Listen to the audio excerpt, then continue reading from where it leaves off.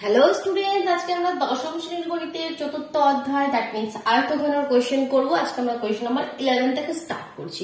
Previous ভিডিওতে আমরা question number 10 পর্যন্ত কমপ্লিট করে নিয়েছিলাম। তোমরা প্রিভিয়াস ভিডিও বিশেষ করে যেটা বেসিক কনসেপ্ট वाला ভিডিও ছিল সেটা অবশ্যই দেখে নাও, কারণ কি বেসিক কনসেপ্ট যদি ক্লিয়ার না থাকে তোমাদের, তোমরা এই ধরনের কোয়েশ্চেন সলভ করতে পারবে না। দেখো কোয়েশ্চেনটা রিড করো। কোয়েশ্চেন নাম্বার 11, একটি সমকোণী চৌপল আকারের বাক্সের দৈর্ঘ্য, প্রস্থ, উচ্চতার অনুপাত তোমাদের দেওয়া আছে। সমকোণী চৌপল আকারের বাক্স দ্যাট মিন্স কি একটা আয়তঘন, তাই তো?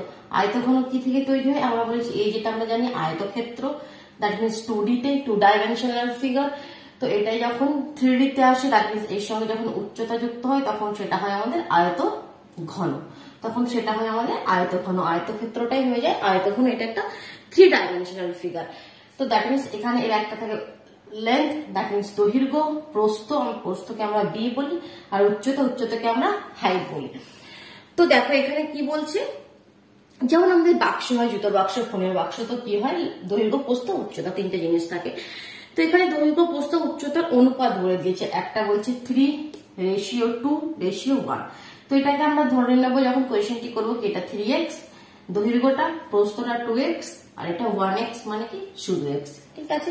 তারপরে কি বলছে দেখো কোয়েশ্চেন, উহার আয়তন 384 ঘন সেমি।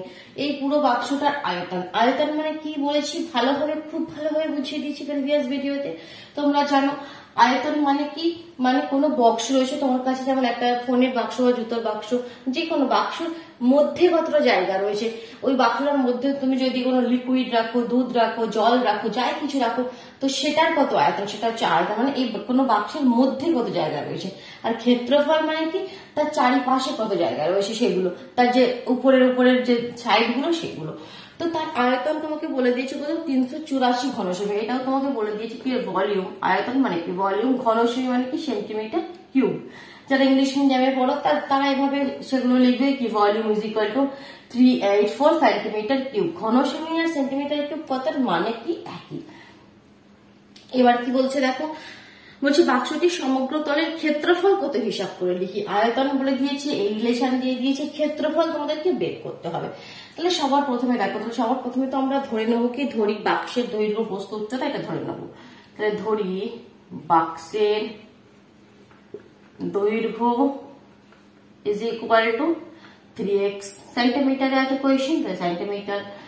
বাক্সের প্রস্থ is equal to 2x centimetre, আর বাক্সের উচ্চতা is equal to x centimetre. কেমন দৈর্ঘ্য, প্রস্থ, উচ্চতা ধরে নিলাম। এবার বাক্সের আয়তন কি হয় সেটা আমরা খুব ভালোভাবে জানি। আয়তনের ফর্মুলা কি, L into B into H. আয়তনের formula L into B into H, that means দৈর্ঘ্য ইন্টু প্রস্থ ইন্টু উচ্চতা। তাহলে বাক্সের আয়তন বের করি আমরা। বাক্সের আয়তন দৈর্ঘ্য গুণিত প্রস্থ গুণিত উচ্চতা, ঘন সেমি। এখানে কি হয়ে যাবে ঘন সেমি, বা তোমরা লিখতে পারো সেন্টিমিটার কিউব। আয়তন তিনটে জিনিস 3 বার গুণ হচ্ছে, তাহলে ঘন সেমি হয়ে গেল। তাহলে এটার মানে কি 3 দুগুণে 6, 6x কিউব ঘন সেমি।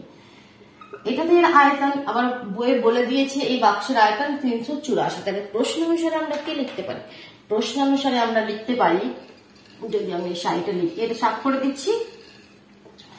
তাহলে প্রশ্নানুসারে আমরা কি লিখবো, 6x cube is equal two কত, 384। 384। দেখো তাহলে x কিউবের মান কত আসছে, 384/6। 6 দিয়ে কাটলে 6 6 36, 37 38 24, 6 দিয়ে কাটলে 4 6 24। তাহলে 64 কে আমরা লিখতে পারি 4 এর কিউব, 4 4 64। তাহলে এখান থেকে আমরা x এর ভ্যালু কত পেয়ে গেলাম, এখান থেকে আমরা x এর ভ্যালু পেয়ে গেলাম 4। ঠিক আছে, এখানে কোনো ডাউট নেই, এখান থেকে x এর ভ্যালু আমাদের এসে গেল 4। তাহলে যখনই x এর ভ্যালু এসে গেল তখন আমরা দৈর্ঘ্য, প্রস্থ, উচ্চতা সবগুলো পেয়ে গেলাম। তাহলে অতএব দৈর্ঘ্য কত ছিল 3x, তার মানে 3 ইন্টু 4, তার মানে 12 সেন্টিমিটার। আচ্ছা তোমরা বাংলায় পড়ে এগুলো সব বাংলাতেই লিখবে, ঠিক আছে, সিএম লিখবে না, সেমি। প্রস্থ কত, প্রস্থ হচ্ছে 2x ছিল, তাহলে 4 দুগুণে 8 সেমি। আর উচ্চতা কত, উচ্চতা আমাদের কত ছিল, শুধু x ছিল, তার মানে 4 সেমি। দৈর্ঘ্য প্রস্থ উচ্চতা পেয়ে গেলাম। এবার আমাদের কি বলেছে, বাক্সের ক্ষেত্রফল সমগ্র তলের ক্ষেত্রফলের কি ফর্মুলা যারা ইংলিশে জানো তারা জানো, এটা formula 2 × LB plus BH plus HL, এটাই তো সমগ্র তলের ক্ষেত্রফলের ফর্মুলা। 2 × দৈর্ঘ্য × প্রস্থ প্লাস প্রস্থ × উচ্চতা প্লাস উচ্চতা × দৈর্ঘ্য, তাহলে ওটাই করবো। অতএব বাক্সের কি বলেছে, লাইনটা কি ছিল, বাক্সের সমগ্র তলের ক্ষেত্রফল, বাক্সের ক্ষেত্রফল, যেভাবে লাইনটা ছিল বই সেভাবে লিখবে, কোয়েশ্চেনটা রেখে দাও। বাক্সটির সমগ্র তলের ক্ষেত্রফল, তাহলে অতএব বাক্সটির সমগ্র তলের ক্ষেত্রফল ইজ ইকুয়াল টু, যেটা সূত্র ফর্মুলা সেটা একবার লিখতে পারো, তারপর ভ্যালু পুট করতে পারো, অথবা একবারই ভ্যালু পুট করে দিতে পারো। যেটা আমাদের ফর্মুলা সেটা একবার লিখতে পারো, 2 × দৈর্ঘ্য × প্রস্থ প্লাস প্রস্থ × উচ্চতা প্লাস উচ্চতা × দৈর্ঘ্য। ঠিক আছে, এই ফর্মুলাটা লিখতেও পারো একবার, তারপরে ভ্যালু পুট করতে পারো, অথবা একবারই পুট করতে পারো। তো 2 × দেখো দৈর্ঘ্য কত, 12, 12 × 8, 8 × 4 আর 4 × 12, তাহলে এটা কি সমগ্র তলের ক্ষেত্রফল। ক্ষেত্রফলের কি ফর্মুলা হয়, সেটা হচ্ছে বর্গ সেমি, আর আয়তনের হয় ঘন সেমি, 3 বার থাকে ঘন সেমি। তাহলে দেখো এখানটা এবার ক্যালকুলেশন করলে আমরা পেয়ে যাবো কত এর ক্ষেত্রফল। তাহলে 2 × কত 12, 8 বারাং কত হয়, 8 বারাং তোমার হচ্ছে 12 না, হ্যাঁ, 8 বারাং 96 প্লাস 4 × 32 প্লাস 12 40, তাই তো। তাহলে এবার কি করতে হবে, 3 থেকে যোগ করতে হবে, যোগ করো। তাহলে 2 × 8, 9, 10 আর 6, 16, 6 হাতে 1, 9 × 10, 13, 13 আর 4, 17, 176। তাহলে এটাকে মাল্টিপ্লাই করো, 6 × 2 = 12, 2 হাতে 1, 7 × 14 = 15, 5 হাতে 1, 2 × 2 আর 1 3, 352 বর্গ সেমি হয়ে গেল উত্তর। বোঝা গেল কোয়েশ্চেনটা, খুব ভালোভাবে বোঝা গেল ব্যাপারগুলো। এভাবে কোয়েশ্চেন এখন বুঝতে পারবে না, একবার নয়, 2 বার 3 বার 4 বার সেটাকে রিডিং করবে কোয়েশ্চেনটিকে, তারপরে দেখবে ঠিক সলিউশন মাথার মধ্যে চলে আসবে। এবার দেখো নেক্সট কোয়েশ্চেন নাম্বার 12 কি বলছে, কোয়েশ্চেনটি পড়ো। একটি চায়ের বাক্সের ভেতরের দৈর্ঘ্য প্রস্থ উচ্চতা তোমাকে দিয়ে দিয়েছে, দৈর্ঘ্য প্রস্থ উচ্চতা দিয়ে দিয়েছে মানে কি, সেটা একটা আয়তঘন শেপের রয়েছে, কিউবয়েড শেপে রয়েছে, তাই তো তাহলে এরকম ভাবে রয়েছে, তার দৈর্ঘ্য মানে L, প্রস্থ মানে তোমার B আর উচ্চতা মানে H দিয়ে দিয়েছে। তাহলে তোমাদের লিখতে হবে কি চায়ের বাক্সের দৈর্ঘ্য প্রস্থ উচ্চতা, এটা লিখতে হবে। যারা ইংলিশে লেখো, ইংলিশ মিডিয়ামে পড়ো, তারা LBH করে লিখতে পারো, কোনো প্রবলেম নেই। নেক্সট কোয়েশ্চেনটা কন্টিনিউ করো। চা ভর্তি বাক্সের ওজন 52 কিগ্রা 350 গ্রাম। যখন এর মধ্যে চা ভর্তি ছিল তখন একটা ওজন সেটা দিয়ে দিয়েছে, খালি অবস্থায় বাক্সের ওজন সেটা বলছে 3.75 কিগ্রা, সেটাও দিয়ে দিয়েছে। ওকে, 1 ঘন ডেসিমি চায়ের ওজন কত সেটা তোমার হিসাব করে লিখতে হবে।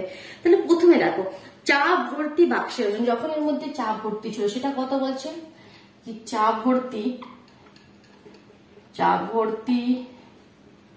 বাক্সের ওজন কত দেখি দাঁড়াও, চা ভর্তি বাক্সের ওজন কত বলছে, 52 কিগ্রা 350 গ্রাম, 52 কিগ্রা 350 গ্রাম। খুব ভালো কথা, 52 কিগ্রা 350 গ্রাম। তো এটাকে আমরা পুরো গ্রামে কনভার্ট করে নিই। এরকম তোমরা কনভার্ট করা জানো কি, এটা হচ্ছে আমাদের নিয়ম, কিলোগ্রাম, হেক্টোগ্রাম, ডেকাগ্রাম, গ্রাম, ডেসিগ্রাম, সেন্টিগ্রাম, মিলিগ্রাম। নিচে এলে মাল্টিপ্লাই করবে, উপরে গেলে ভাগ করবে। তাহলে দেখো কিলোগ্রাম থেকে গ্রামে আসছো, এখান থেকে কিলোগ্রাম থেকে গ্রামে আসছো, কটা স্টেপ নিচে আসছো, নিচের দিকে আসছো, মাল্টিপ্লাই করতে হবে। যেখান থেকে আসছো সেটাকে ধরবে না, 1 2 3 তিনটে স্টেপ নিচে আসছো, তাহলে তোমাদের একের গায়ে 3টে শূন্য লিখে মাল্টিপ্লাই, তার মানে 1000 দিয়ে মাল্টিপ্লাই। তাহলে 52 কিগ্রা যখন গ্রামে কনভার্ট হলো, তাহলে এর পাশে শুধুমাত্র 3টে জিরো লাগিয়ে দিতে হবে। তাহলে এটা গ্রামে হয়ে গেল, আর এটা তো গ্রামেই রয়েছে, যেটা গ্রামে আছে সেটাকে চেঞ্জ করার কোনো দরকার নেই। তাহলে পুরো জিনিসটা আমাদের গ্রামে কনভার্ট হয়ে গেল। তাহলে এটা হলো 52350 গ্রাম। ঠিক আছে, তাহলে চা ভর্তি বাক্সের ওজন আমরা পেয়ে গেলাম। এবার দেখো বলেছে খালি বাক্সের ওজন কত দিয়েছে, আবার লেখো এখানে, আবার খালি বাক্সের ওজন এটাও দিয়ে দিয়েছে আমাদের। খালি বাক্সের ওজন কত, 3.75 কিগ্রা।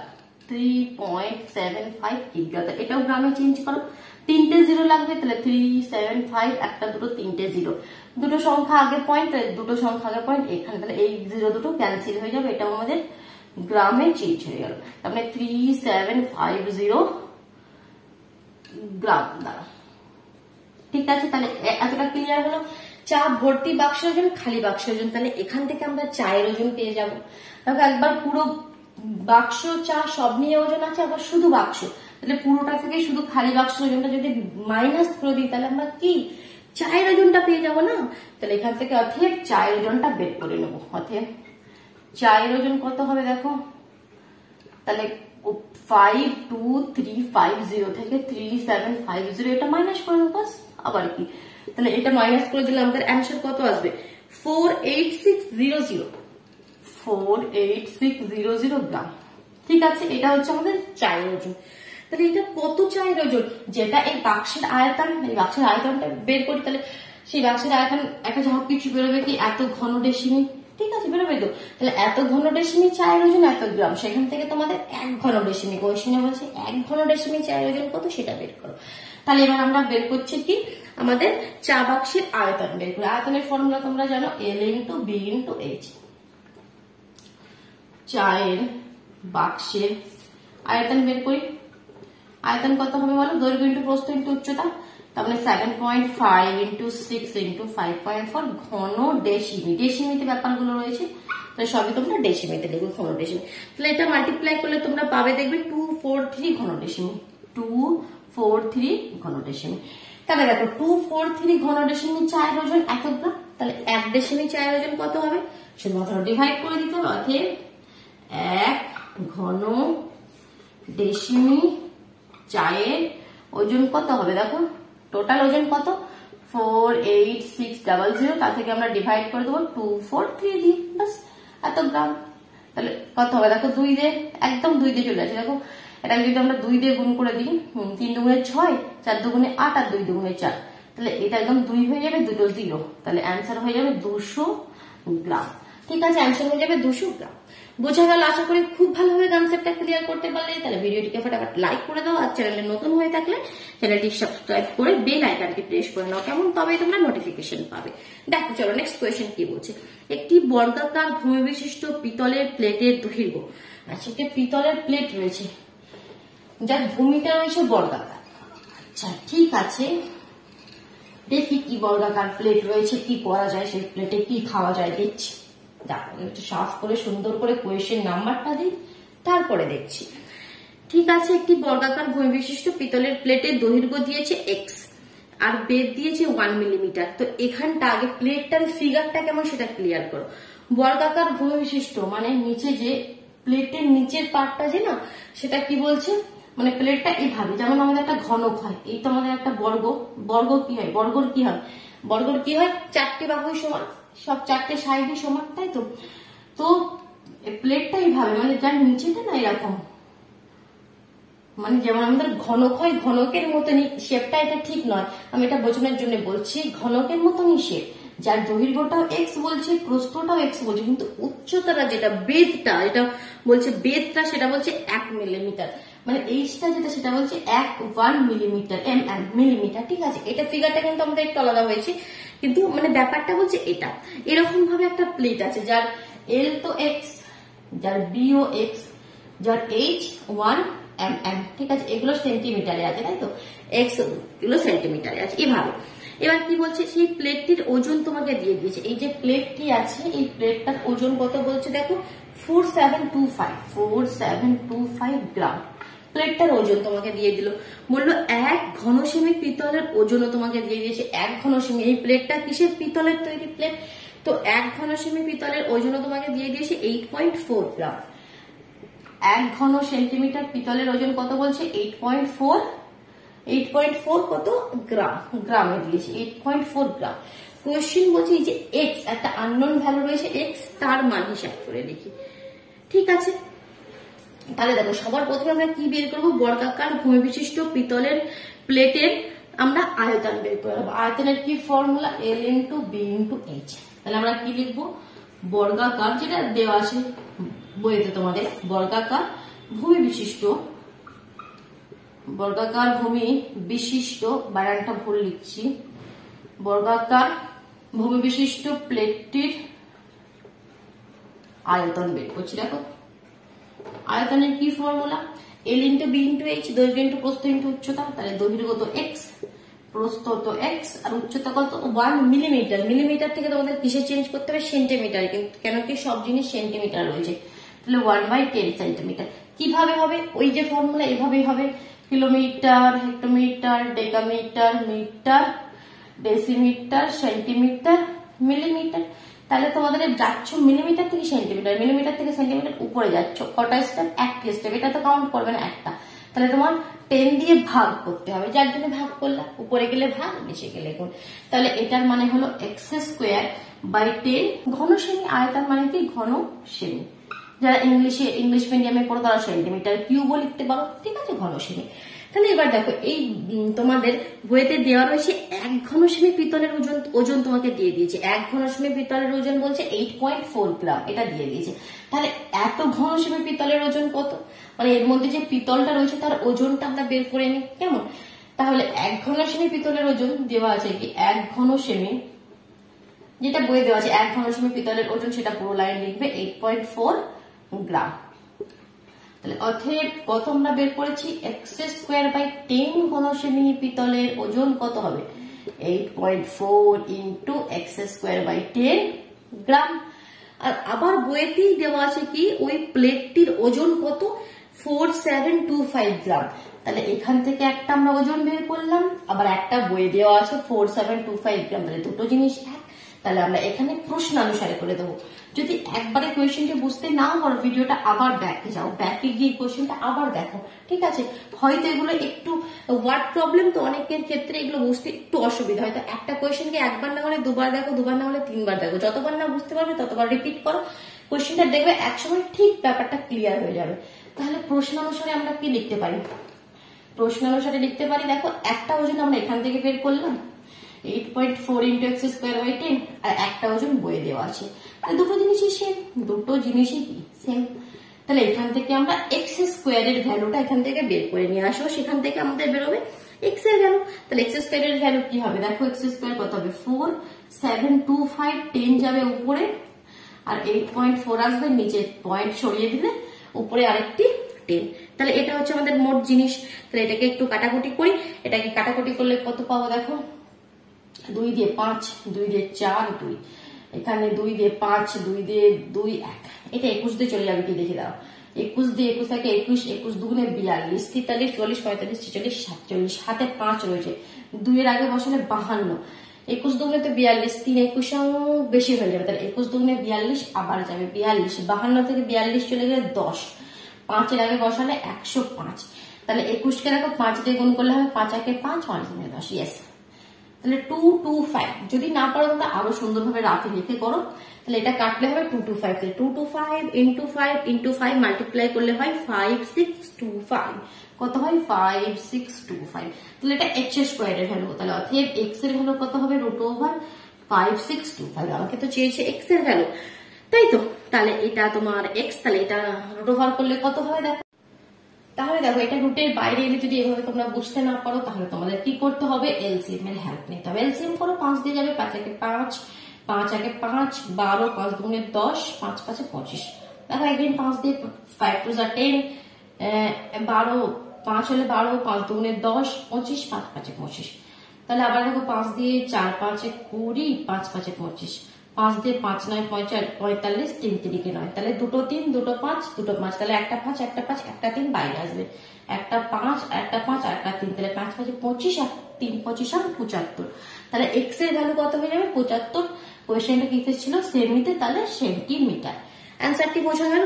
নেক্সট কোয়েশ্চেনে চলে যায়। কোয়েশ্চেন নাম্বার 14, চাঁদমারির রাস্তাটি উঁচু করতে হবে। একটা যে কোনো গ্রাম, একটা জায়গা, সেখানে একটা রাস্তা উঁচু করতে হবে, রাস্তা উঁচু করতে হবে, করুক। তো আমরা কি করবো, ঠিক আছে। দেখো বলছে তাই রাস্তার দুপাশে 30টি সমান গভীর ও সমান মাপের আয়তঘনাকার গর্ত খুঁড়ে সেই মাটি দিয়ে রাস্তাটি উঁচু করেছে। একটু একটু করে পড়ে একটু একটু করে বোঝাই, ঠিক আছে, পুরো কোয়েশ্চেনটা একবারে পড়ছি না। কি বলছে দেখো, একটা রাস্তা আছে, কোয়েশ্চেন নাম্বার 14 করছি। মনে করো একটা রাস্তা আছে, ঠিক আছে, এই রাস্তাটা উঁচু করতে হয়তো দুপাশ থেকে কি করেছে, মাটি নিয়েছে। 30টি সমান গভীর ও সমান মাপেন, মানে যে গর্তগুলো করেছে সেগুলো পুরোপুরি সমান, গভীর ও সমান, দৈর্ঘ্য প্রস্থ সব সমান, আয়ত ঘনাকার, ঠিক আছে, মানে বাক্সের মতো করে এই চারপাশ থেকে এরকম বাক্সের মতো করে মাটি খুঁড়ে নিয়েছে আয়ত ঘনকার শেপে। তো সেরকম এরকম কটি গর্ত করেছে, মোট 30টি গর্ত করেছে। এবার বলছি যদি প্রতিটি গর্তের দৈর্ঘ্য প্রস্থ দিয়ে দিয়েছে 14 মিটার আর 8 মিটার, তো এই যে গর্তগুলো সেগুলো কি শেপের, আমাদের আয়ত ঘনকার। তো এই যে গর্ত আছে এর দৈর্ঘ্য মানে এল কত, এল কত, এল এল এল কোথায় গেল, এল হচ্ছে 14 মিটার, এল হচ্ছে 14 মিটার। আর বি কত, প্রস্থ, প্রস্থ বলছে 8 মিটার, 8 মিটার, ঠিক আছে। উচ্চতা দেওয়া দেয়নি, গভীর কত সেটা দিয়ে দেয়নি, মানে হাইটটা এখানে দেওয়া নেই। দাঁড়াও ওটাকে সাফ করি, হাইটটা এখানে দেওয়া নেই, খুব ভালো কথা, দেওয়া নেই। তো আগে যাই দেখো বলছে এবার রাস্তাটি তৈরি করতে মোট 2520 ঘনমিটার মাটি লেগে থাকে। এই যে রাস্তাটি তৈরি করেছে মানে যে 30টি গর্ত থেকে মাটি নিয়ে গিয়ে এখানে ফেলেছে, তো এই মোট 30টি এরকম বাক্স আয়ত ঘন, মোটে 30টি আয়ত ঘনের ক্ষেত্রফল তোমাকে দিয়ে দিয়েছে, দেখো আয়তন তোমাকে দিয়ে দিয়েছে 2520 ঘনমিটার, 2520 ঘনমিটার। তাহলে এটা কি, ওই যে 30টা মোট গর্ত তার এটা আয়তন, তাই তো, সেই 30টি গর্ত থেকেই তো মাটি করে এখানে ফেলেছে, তাহলে 30টি গর্তের মোট আয়তন এটা তোমাকে দিয়ে দিয়েছে। কনসেপ্ট গুলো নিয়ে আসো। তবে প্রতিটি গর্তের গভীরতা হিসাব করে লিখি, প্রতিটি গর্তের গভীরতা হিসাব করে লিখি। তাহলে প্রথমেই কোয়েশ্চেনে ধরে নেবে, ধরি প্রতিটি গর্তের উচ্চতা বা গভীরতা যে যাই লিখতে পারো, প্রতিটি গর্তের গভীরতা x মিটার ধরে নিতে পারবে, প্রথমে এটা ধরে নেবে। এবার প্রতিটি গর্তের আয়তন বের করবো, অর্থাৎ প্রতিটি গর্তের আয়তন, আয়তন বের করো। আয়তন মানে তার মধ্যে জায়গা বলেছি বারবার, আয়তন মানে তার মধ্যে কত মাটি আছে, L into B into H. তাহলে আয়তন কত হবে, 14 ইন্টু 8 ইন্টু এক্স ঘন মিটার, তাই তো। এখন এটা মাল্টিপ্লাই করার দরকার নেই, পরে তো আমাদের কাটাকুটি হয়ে যাবে, তাহলে এখন আমরা কিছু মাল্টিপ্লাই করছি না, লিখে দিচ্ছি ভাবে প্রতিটি গর্তের আয়তন। এবার অতএব 30টি গর্তের আয়তন, এটা তো একটি গর্তে, প্রতিটি গর্তের আয়তন, 30টি গর্তের আয়তন কত হবে, 14 ইন্টু 8 ইন্টু এক্স ইন্টু 30, 30 দিয়ে গুণ হয়ে যাবে, এত কোন অসুবিধা।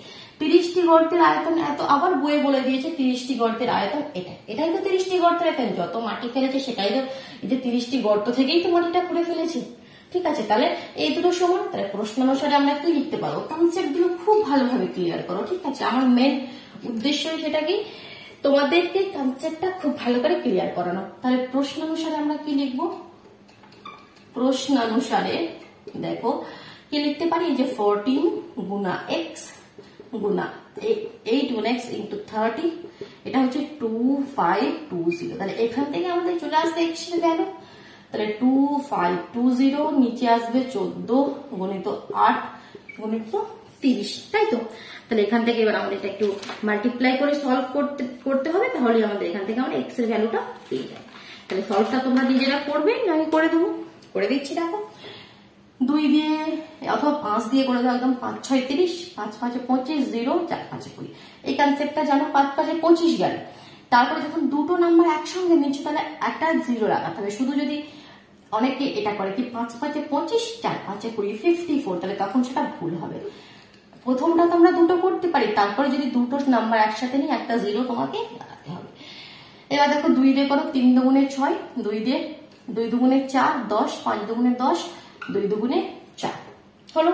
এবার কত দিয়ে যাবে দেখো, 3 দিয়ে আবার যাবে, 3 3 5 15, 3 6 3 7 21, আচ্ছা 3 আসতে 24 যাবে, 3 আসতে 24 12, 3 4 12, 84 হলো উপরে।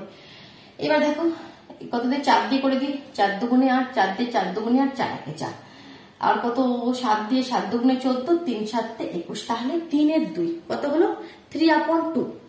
ও ঠিক 2 নয়, এখানে আরেকটা 2 আছে, তাহলে 3/4, 3/4, এক্স এর ভ্যালু 3/4, দ্যাট মিন্স পয়েন্টে ভ্যালু আসবে, এটা ডিভাইড করে দাও।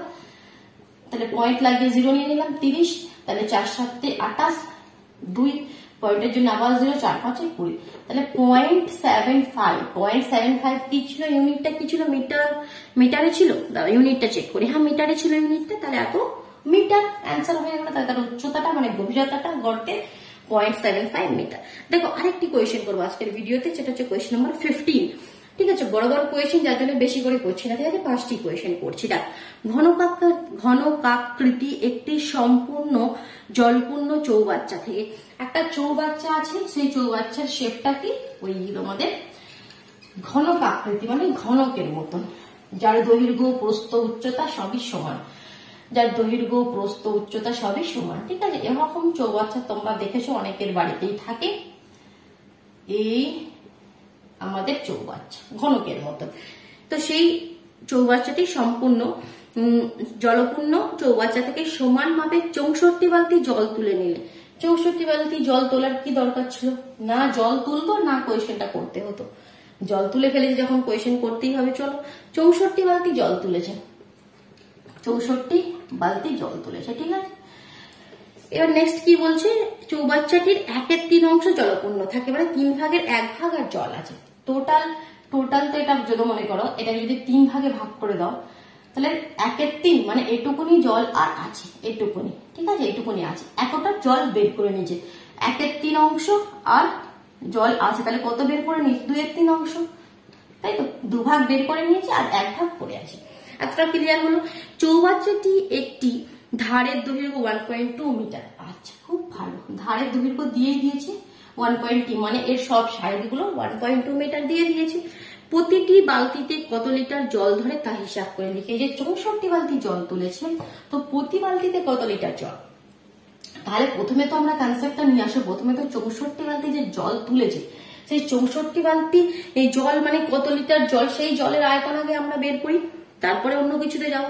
তাহলে চৌবাচ্চাটি থেকে জল তুলে নেওয়া হয়েছে কত, সেটা আগে লিখি। চৌবাচ্চাটি থেকে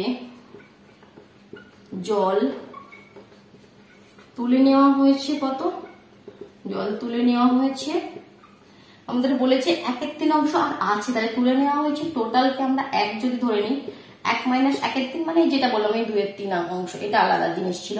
তো এই জল তুলে নেওয়া হয়েছে 2/3 অংশ, এই জলটা তুলে নেওয়া হয়েছে, ঠিক আছে। এবার দেখো, তুলে নেওয়া জলের আয়তন আমরা বের করি, তুলে নেওয়া জলের আয়তন আছে, তার আগে তো এই চৌবাচ্চার আয়তন বের করি, তারপর তুলে নেওয়া জলের আয়তন বের করবো। তাহলে এখন চৌবাচ্চার আয়তন কত, দেখো, চৌবাচ্চা, আচ্ছা চয় আঁকা, চৌবাচ্চার আয়তন কত, দৈর্ঘ্য ইন্টু প্রস্থ ইন্টু উচ্চতা, L into B into H, তার মানে 1.2 ইন্টু 1.2 ইন্টু 1.2 ঘন মিটার। এটা মাল্টিপ্লাই এখন করার দরকার নেই, কারণ পরে তো কাটাকুটি হবে, এখন মাল্টিপ্লাই করতে যাবে না, কি হবে, পরীক্ষার খাতায় টাইম নষ্ট হবে, সময় নষ্ট হবে, কারণ এই জিনিসটা পরে গিয়ে আমরা ক্যান্সেল আউট করবো, তখনই একবারে ক্যালকুলেশন করবো। তাহলে চৌবাচ্চার আয়তন আমরা বের করে নিলাম, তাহলে এই আয়তনের 2/3 অংশ জল তুলে নেওয়া হয়েছে। তাহলে আমরা এবার লিখতে পারি কি, তুলে নেওয়া জলের আয়তন বের করি। অতএব তুলে নেওয়া জলের আয়তন কত হবে, দেখো এটা তো পুরো চৌবাচ্চার আয়তন বের করছে, এবার যে জলটা তুলে নিয়েছে তার আয়তন বের করি, সেটা কত, 2/3 অংশ। তাহলে তুলে নেওয়া জলের আয়তন এখানে দেখো উপরে করছি কত, 1.2 ইন্টু 1.2 ইন্টু 1.2 ইন্টু 2/3, তাই তো। তুলে নেওয়া জলের আয়তন এত ঘন মিটার, অ্যান্সার কিসে আছে, ঘন মিটার। তাহলে তুলে নেওয়া জলের আয়তন আমরা বের করে নিলাম।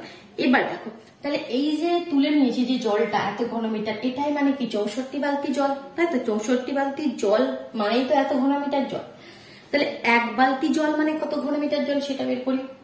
তাহলে এবার লিখবো 64 বালতি জল is equal to 1.2 into 1.2 into 1.2 into 2/3 এত ঘন মিটার, 64 বালতি জল।